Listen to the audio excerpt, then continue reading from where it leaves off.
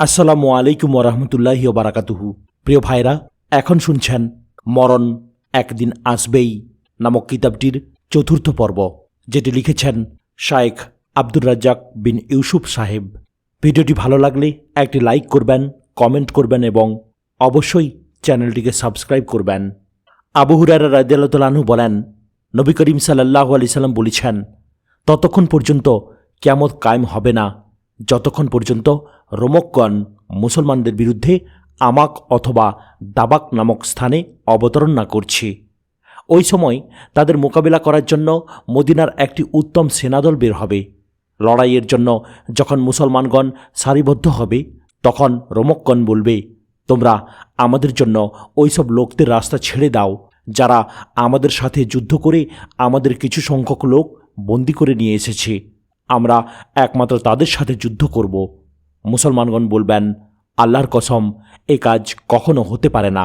আমরা ওই সমস্ত মুসলমান ভাইদেরকে তোমাদের সাথে যুদ্ধ করার জন্য ছেড়ে দিতে পারি না।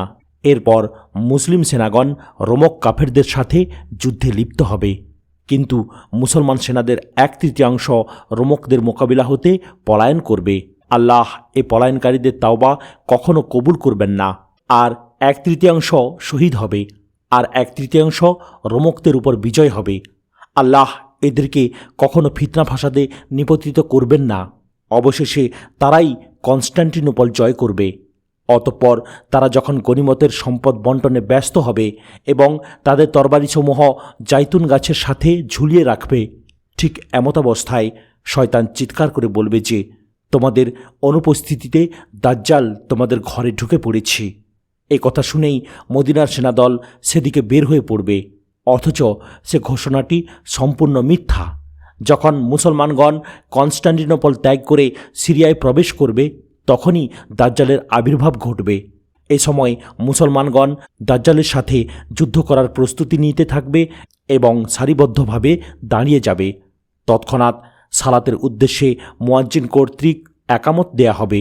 এ মুহূর্তে ঈসা ইবনে মরিয়ম আকাশ হতে দামেস্কের জামে মসজিদের মিনারে অবতরণ করবেন এবং মুসলমানদের নিয়ে ইমামতি করে আসরের সালাত আদায় করবেন।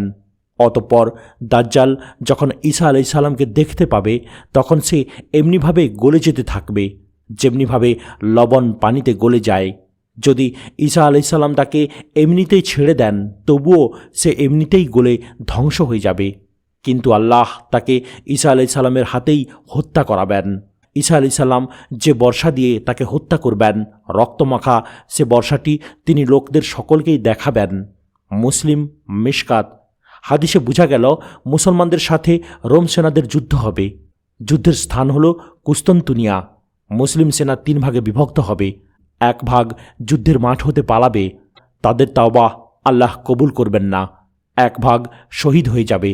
1 ভাগের হাতে রোমক সেনাদল পরাজয় হবে। দাজ্জাল বের হলে এই সেনাদল তার বিরুদ্ধে যুদ্ধের প্রস্তুতি নিবে এবং সারিবদ্ধভাবে দাঁড়াবে। এ সময় তাদের সালাতের জন্য একামত দেয়া হবে। তৎক্ষণাৎ ঈসা আলাইহিস সালাম দামেস্কের জামে মসজিদের মিনারে অবতরণ করবেন, আর ঈসা আলাইহিস সালামের হাতেই দাজ্জাল নিহত হবে। আমাক আর দাবাক এ দুটি হচ্ছে জায়গার নাম, আর মুসলিম সেনাদল হবেন ইমাম মাহদির অনুসারী। আবদুল্লাহ ইবনে মাসুদ রাদিয়াল্লাহু তাআলা আনহু বলেন, কিয়ামত ততক্ষণ পর্যন্ত কায়েম হবে না যে পর্যন্ত এমন সময় না আসবে যখন মানুষের পৈতৃক সম্পত্তির অংশীদার না থাকার কারণে অংশ হারে বন্টন হবে না, আর গনিমতের সম্পদ পেয়ে মানুষ আনন্দিত হবে না। আবদুল্লাহ ইবনে মাসুদ এ কথার ব্যাখ্যায় বলেন, রোমক খ্রিস্টানরা সিরিয়ার মুসলমানদের বিরুদ্ধে এক বিরাট সেনাদল সমাবেশ করবে, আর মুসলমানও রোমকদের মোকাবেলায় এক বিরাট বাহিনী একত্রিত করবে।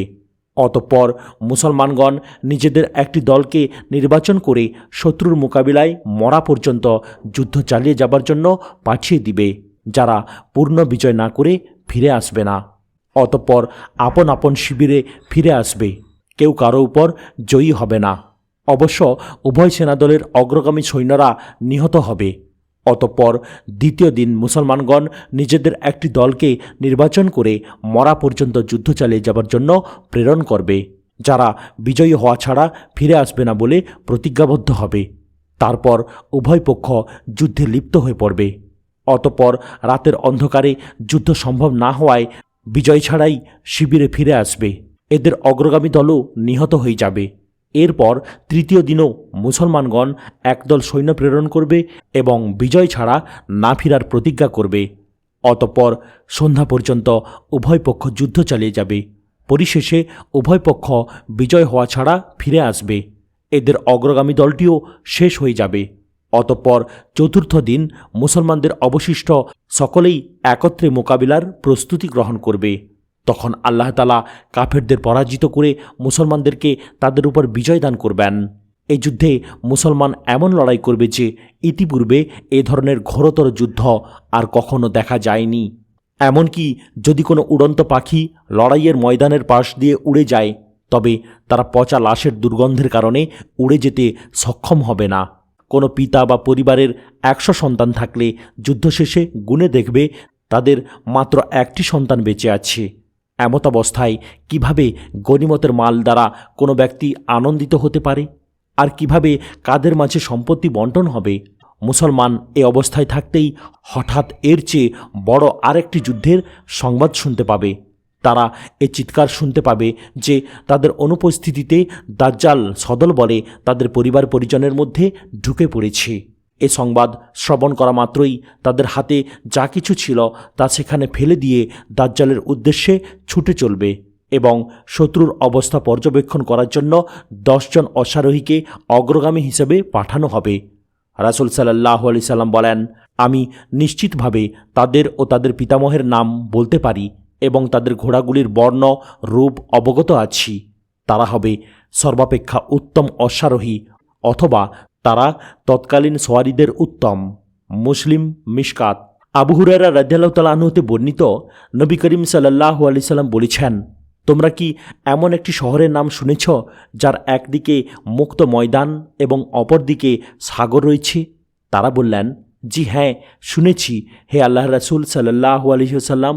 তখন নবী করিম সাল্লাল্লাহু আলাইহি সাল্লাম বললেন, কিয়ামত ততদিন পর্যন্ত সংঘটিত হবে না যতদিন পর্যন্ত ইসহাক আলাইহিস সালামের বংশধরের 70,000 লোক উক্ত শহরে যুদ্ধ না করবে।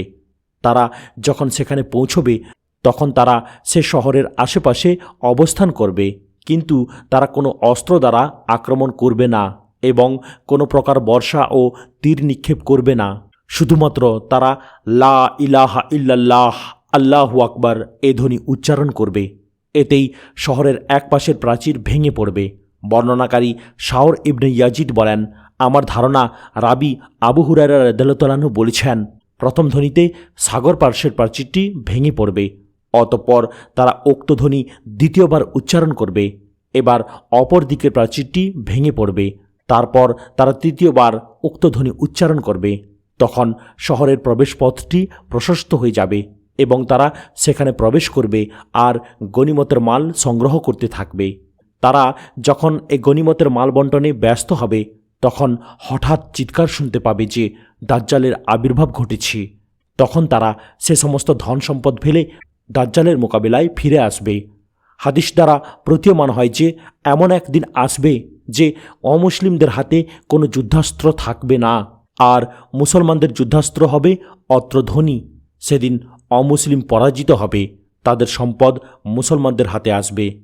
আবু বকর রাদিয়াল্লাহু তাআলা আনহু বলেন, নবী করিম সাল্লাল্লাহু আলাইহি সাল্লাম বলেছেন, এক সময় আমার উম্মতের কিছু লোক একটি নিচু ভূমিতে অবতরণ করবে। উক্ত স্থানটিকে তারা বাসরা নামক অভিহিত করবে এবং স্থানটি হবে দাজলা নামক একটি নদীর নিকটে। নদীর উপরে একটি সেতু হবে। উক্ত স্থানটির অধিবাসী হবে খুব বেশি। অবশেষে শহরটি মুসলমানদের শহরসমূহের মধ্যে অন্যতম একটি শহরে পরিণত হবে। তারপর শেষ জামানায় চওড়া মুখমণ্ডল ও ক্ষুদ্র ক্ষুদ্র চক্ষু বিশিষ্ট কান্তুরার বংশধরগণ উক্ত শহরবাসীদের বিরুদ্ধে যুদ্ধ করার জন্য আসবে এবং তারা উক্ত নদীর পাশে আস্তানা গড়বে। তাদেরকে দেখে শহরবাসী 3 ভাগে বিভক্ত হবে। এক ভাগ গবাদি পশুর পিছনে মাঠে ময়দানে আশ্রয় নিবে, অর্থাৎ শত্রুর মোকাবেলা না করে পশুপালন ও ক্ষেত খামারের কাজে আত্মনিয়োগ করবে, ফলে তারা সকলেই ধ্বংস হবে। আর এক ভাগ কান্তুরার সন্তানদের নিকট আত্মনিয়োগ করবে, তারা তাদের নিকট নিরাপত্তা চাইবে, তারাও ধ্বংস হবে। আর অবশিষ্ট এক ভাগ নিজেদের সন্তান সন্ততি ও পরিবার পরিজনকে পশ্চাতে রেখে তাদের সাথে যুদ্ধ করবে। এরা সকলেই শহীদ হিসেবে গণ্য হবে। আবু দাউদ, মিশকাত। অত্র ঘটনা ইরাকে ঘটবে। বসরা শহর ইরাকে রয়েছে। দজলা নদীও ইরাকে অবস্থিত। মুসলমানদের কিছু লোক অমুসলিমদের সাথে হাত মিলাবে, আর এটাই হবে মুসলমানদের ধ্বংসের কারণ। আনাস রাদিয়াল্লাহু তাআলা আনহু হতে বর্ণিত, একদা রাসূলুল্লাহ সাল্লাল্লাহু আলাইহি সাল্লাম তাকে লক্ষ্য করে বললেন, হে আনাস, মানুষ পর্যায়ক্রমে শহর নগর গড়ে তুলবে, তন্মধ্যে বসরা নামেও একটি শহর গড়ে উঠবে।